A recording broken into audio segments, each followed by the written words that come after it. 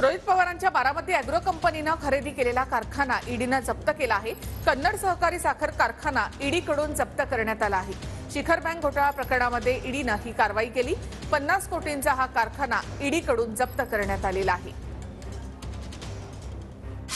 Baramati agro कंपनीने शिखर बँकेकडून बाजारभावापेक्षा कमी दरात कारखाना विकत घेतल्याचा आरोप आहे। रोहित पवारांच्या बारामती अॅग्रो कंपनीने वेगवेगळ्या अकाउंट्स धारकांकडून पैसे वापरून 50 कोटी रुपयात कन्नड कारखाना विकत घेतल्याचं ईडीच्या चौकशीमध्ये समोर आलं।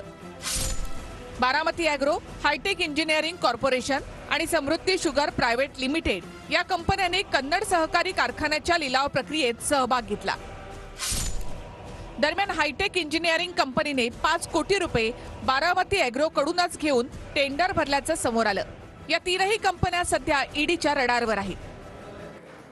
या कारवाईनंतर रोहित पवारांनी काय ट्विट केलेलं आहे ते आपण पाहूया। झुकणारे आणि रडणारे गेले, आता फक्त लढणारे शिल्लक आहेत। आम्ही अखेरपर्यंत लढू आणि जिंकू।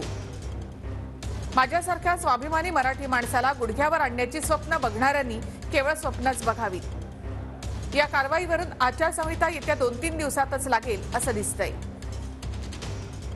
ही कारवाई पूर्णतः बेकायदा असून या विरोधात न्यायालयात दाद मागितली जाईल। रोहित पवारांनी हे ट्विट केलं आहे।